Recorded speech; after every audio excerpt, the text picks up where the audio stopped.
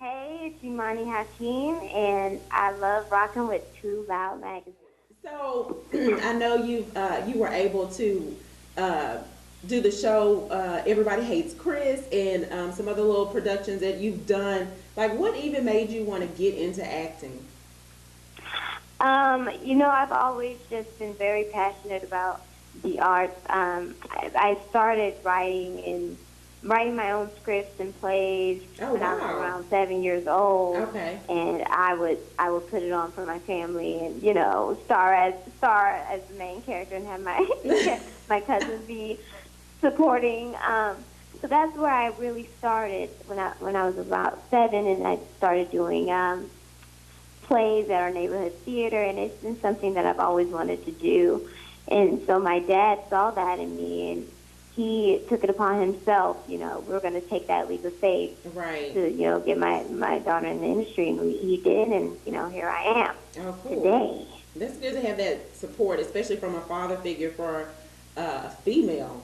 That's awesome. Exactly. Yeah, it's one of those things where it's when you tell your family, especially like, oh, okay, we're gonna go take our chance out in Hollywood. Everybody's like, are you crazy? Right. What kind of? And so the fact that my dad, it's not like I had to come to my dad like, hey, this is what I want to do. This is my dream. And he's Right. like, get out of here, kid. Right. He was all for it. He said, okay, he saw something in me Yeah. before I even saw it in myself. I just thought I was just being creative, and Right. I didn't put a title on something like that really back then. I just knew that was something that I always loved and wanted to do. Right.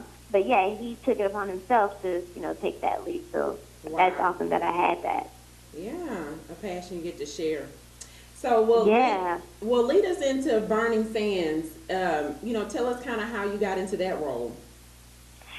Burning Sands. Yeah, I auditioned, I think back in November of 2015 for Burning Okay. Sands. And so, I auditioned, and I met with Gerard, the director, and Yeah. he loved me. And he said that he knew he wanted me to be, Roshan from the moment that he saw my tape. So that that's was pretty cool. awesome. Yeah, that's pretty awesome to hear.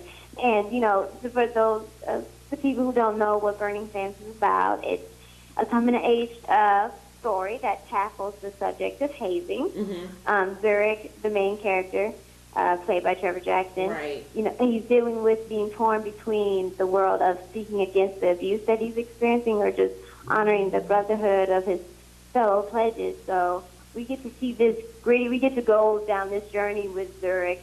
We're telling this gritty story about this young Right. man and what he's facing. And what's so great about it being on Netflix is that Gerard got to share his vision of it, and sometimes it may not be so pretty, and Netflix allowed us to have that freedom to really uncover that and tell that Right. story the way it needs to be told. Right.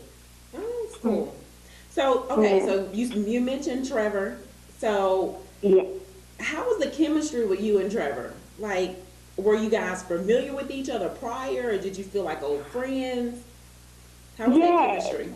Yeah, we were familiar with each other because we run in the same circle. So Okay. when we actually got to work, I flew out there I think 2 days before we actually started filming. So the first 2 days, Trevor and I would just spend time together, just chitting and chatting. But it was just jokes. It was just jokes from the beginning. He's a sweetheart, Okay. and so yeah, we definitely did have chemistry on set. The whole cast had chemistry, and some of us Oh, weren't that's even. good. All of us weren't even in the same scenes because we were so all over the place. But we were up till 6 in the morning, basically every night, just hanging out because Oh, wow. we just clicked so much, Right. So that was probably one of my favorite uh, filming experiences that I've had, because I made these lifelong bonds with Yeah. these people that I never wasn't even expecting, and there was just so many of us. It really did feel like we were in college or summer camp or something. Yeah. We were having too much fun.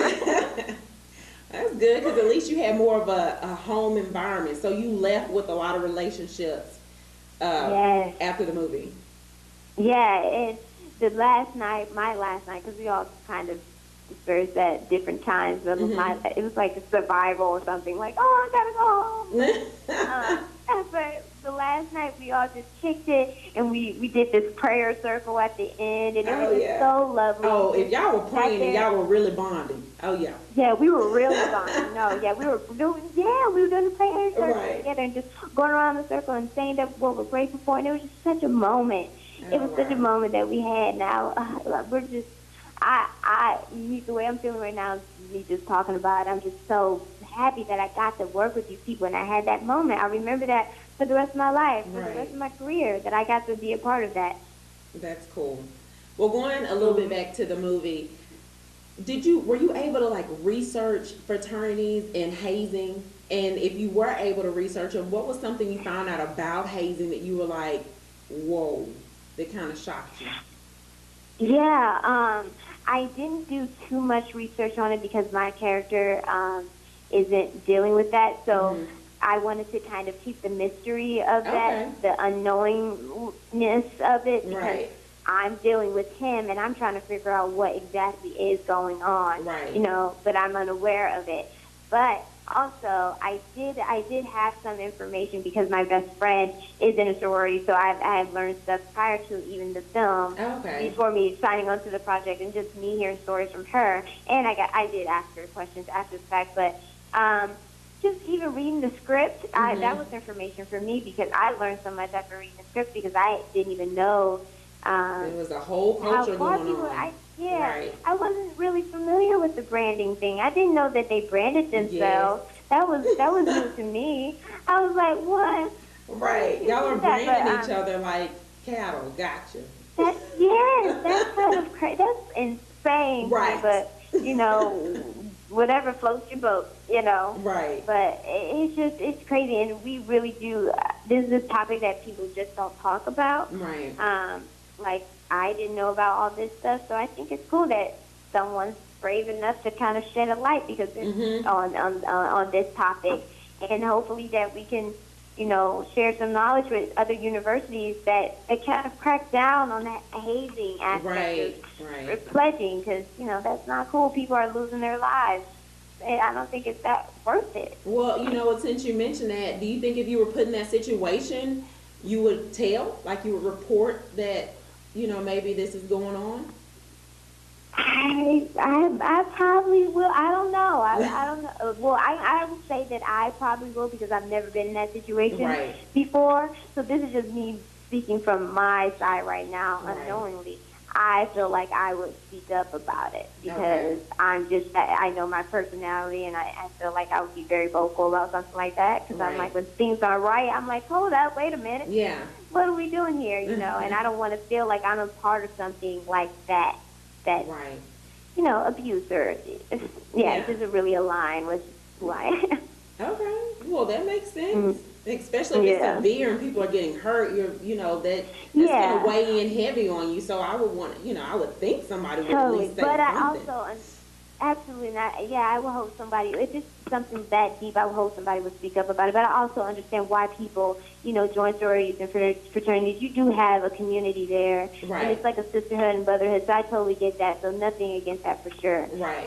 As long as people aren't, getting like crazy hurt in the process, I totally get it. And they do a lot of great stuff for charities and stuff. So. Right. So, like, as the better half or as a spouse, we have to endure like a lot of things of whatever our spouse is going through. So you play Zurich, Trevor Jackson's girlfriend. What unexpected burdens did your character have to go through?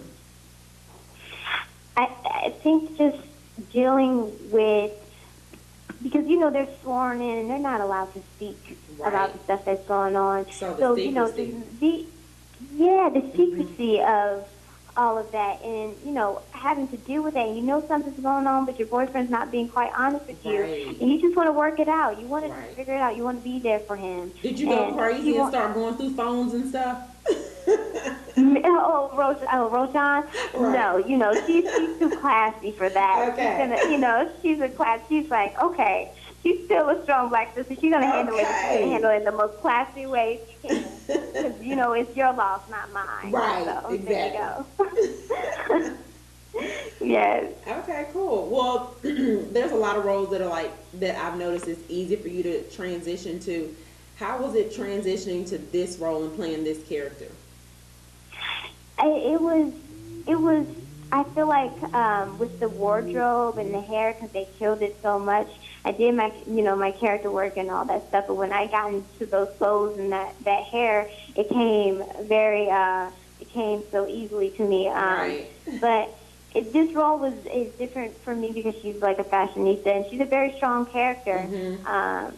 She knows what she wants, and I feel like I hadn't had the opportunity to really portray that yet. Okay. So that was fun. That I got to embody that female empowerment and have that positive representation of a woman who knows what she wants and who's going to get what she wants. Mm. And I can say I saw the movie, and I saw a little bit of Jada Pickett Smith when she was like, she gives you that look like, okay, I know you just didn't say that. Right. And there was this scene with Imani and Trevor where, she comes to the classroom and knocks on the door, and he could have been like, oh, my God. But he went outside and tried to talk with her, and she was giving him that Jada Pickett Smith look like, okay, I know you're not trying to, right. it was like, okay, it was very classy. Oh, cool. But it was like, look, this is your loss, not mine. Yeah. Oh, Yeah. How does that feel to hear her say that she saw glimpses of Jada Pinkett Smith? Like, Jada's one of my favorite people. Okay. I talk about her all the time. Whenever anybody says something about me and Jada in the same sentence, mm-hmm. I'm all for it. So I just live it. I'm like, yes, Jada. Yes. Black girl magic. Black girl magic. Right. She's so dope in so many ways, and she's just so dope. So yes, all hail Queen Jada. She's great. It's a compliment.